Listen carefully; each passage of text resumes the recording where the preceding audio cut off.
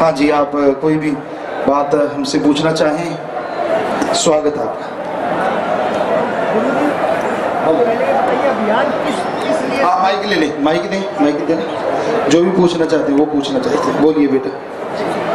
गुरुजी ये बताइए, अभियान किस उद्देश्य के लिए शुरू किया गया और कहाँ चलाने का? जी, ये अभियान आज जो किया जा रहा है ये 15वां सफाई महाअभियान है और ये दिल्ली से शुरू हुआ। जयपुर, बीकानेर, गुड़गांव, सिरसा, जोधपुर, कोटा, होशंगाबाद, पूरी, उड़ीसा, हिसार, ऋषिकेश, गंगा जी, हरिद्वार, अजमेर, पुष्कर और आज रोहतक में है।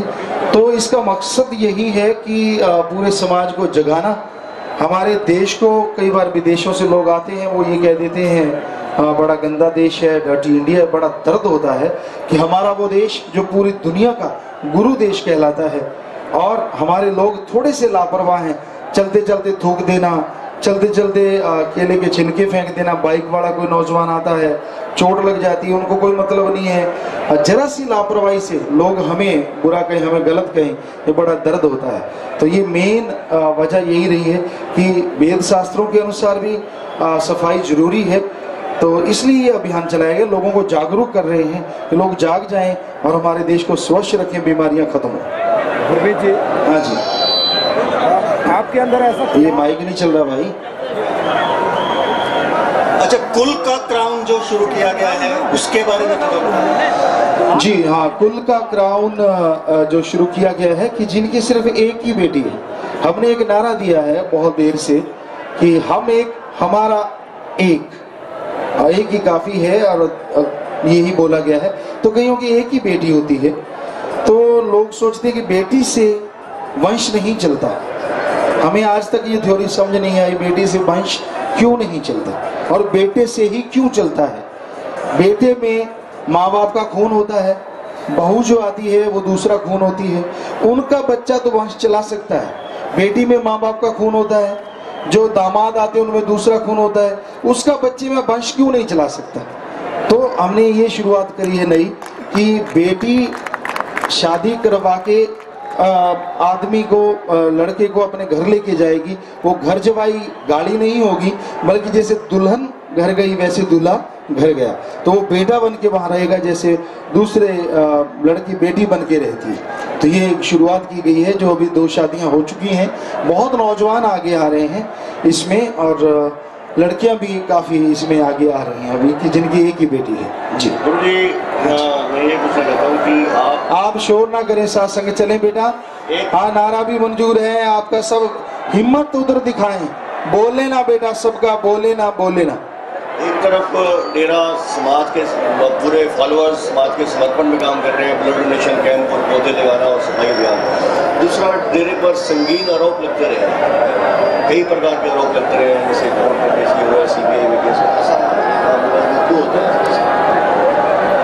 हमारे ख्याल से तो जो मेनली मुद्दा है कि हम नेक भलाई के कार्य करते हैं और उसी को रोकने के लिए, चाहे कोई नशा माफिया है या वो लोग जिनको लगता है गुरुजी के बहुत ज़्यादा इकट्ठ होने लगा है, 5 करोड़ अनुयायी हो चुके हैं। क्योंकि जो हमसे सवाल पूछे गए, लोग जो हमसे पूछा गया पुलिस ने या किसी ने भी, मेनली यही था, आपकी इतनी ज़्यादा क्यों हो गए, आप डेरा इतनी ज़्यादा तरक्की क्यों कर गया, इतनी जल्दी लोग क्यों बढ़ रहे हैं इस तरफ। हमने कहा हम किसी से कोई ठगी नहीं मारते, बेईमानी नहीं करते, नशा छुड़वाते हैं।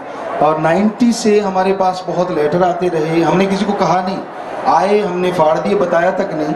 और यही कहा जाता रहा कि आप नशा छुड़वाना बंद कर दें वरना आपको ख़त्म कर देंगे हम।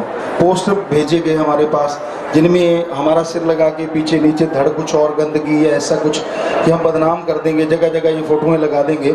लेकिन हमने यूपी में हुआ, यहाँ पंजाब में हुआ, तो हमने सिर्फ यही बोला कि हम बुराइयां छुड़ाना बंद नहीं करेंगे। एक फ़कीर का काम बुराई छुड़ाना है, तो वो हम आज भी लगे हुए हैं और ऐसा ही है हमारे नज़रिए से। और कोई हमारी किसी से कोई दुश्मनी नहीं है। हम कहते हैं कि हम बोलना बंद कर देंगे अगर हमने किसी धर्म के खिलाफ एक शब्द भी बोला हो। ये हमारी तरफ से तो यही है। गुरुजी, आपकी जो लिस्ट थी पहले 73 मानता कार्यों की, तो अब 96 की हो चुकी है, और उसमें बहुत ऐसे कार्य जो समाज को बिल्कुल नया कर देंगे, समाज को सुधार देंगे। वेश्यावृत्ति एक बहुत बड़ा एक डन लगा हुआ है समाज पे।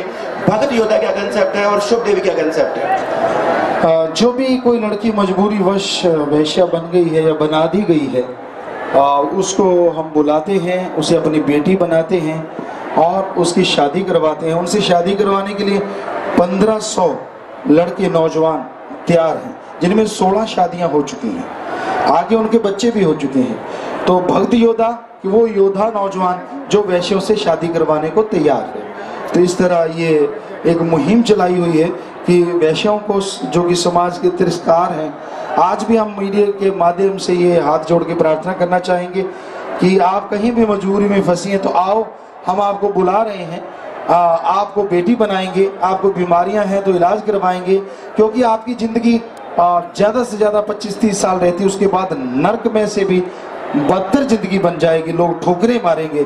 तो आपसे हाथ जोड़ के विनती, आइए, हम आपको एक बाप की तरह, एक माँ की तरह बुला रहे हैं, आपका इलाज करवाएंगे और आपकी शादी करवाएंगे, हम गारंटी देते हैं, आप आइए।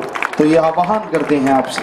जी गुरमीत जी, जी जी, आप उत्तर भारत में एक बहुत बड़ी ताकत के रूप में उभर कर सामने आए हैं। आप अपने आप को भगवान मानते हैं, इंसान एक। दूसरा, आपके अंदर ऐसी क्या ताकत है कि इतने लोग आपके पीछे हैं? जी, सबसे पहला सवाल कि आपने जो पूछा कि आप अपने आप को भगवान या इंसान, हम तो इंसानों के भी सेवादार मानते हैं अपने आप को, सेवादारों के भी सेवादार, नौकरों के भी नौकर। जो किसी का नौकर होता है उसकी भी हम बात हाथ जोड़ के सुनते हैं कि बेटा बताइए, हमारे लिए कोई सेवा हो। हम तो भगवान से प्रार्थना करने वाले हैं और वो भगवान सबके अंदर है। आपको जैसे लोगों को हमारे अंदर नजर आता है, हमें सबके अंदर आता है, और यही हमारे धर्मों का लेखन है कि वो भगवान कण कण में है, जर्रे जर्रे में है। दूसरी बात, आपने क्या पूछा था, इतने लोग कैसे आ जाते हैं? क्योंकि इनको हम और कुछ भी नहीं, कोई जादू मंत्र नहीं, कोई टोना नहीं, इनको राम नाम का पाठ पढ़ाते हैं। क्या भगवान का नाम लिया करो और जनहित परहित के लिए सेवा किया करो तो भगवान आपका भला करेंगे। तो ऐसे इनमें ऐसे बहुत सारे नशेड़ी लोग भी थे जो भयानक नशा किया करते थे और ये सेवा करने से छोड़ गए। बहुत लोग ऐसे बीमार थे, जैसे ये परहित परमार्थ किया, सेवा की, तो उनकी बीमारियां खत्म हो गई। और सबसे बड़ी बात अगर हम कहें कि ये हमारी आवाज़ से नहीं, उस भगवान की कृपा से ही चले आते हैं। क्योंकि जब वो बुलाता है, जैसे रामायण में या महाभारत में, हमारे वेद शास्त्रों में भी लिखा है कि जिन पे कृपा राम की वो चल राम नाम में आए। तो वाकई ये राम नाम की एक गंगा है जो लोगों को बिल्कुल पवित्र कर जाती है। तो ये भगवान की कृपा के बिना संभव नहीं, किसी आदमी में शक्ति नहीं जो लाखों करोड़ों लोगों को बुलाए और वो चले जाए। तो ये उसकी कृपा है, उसका रहमत है।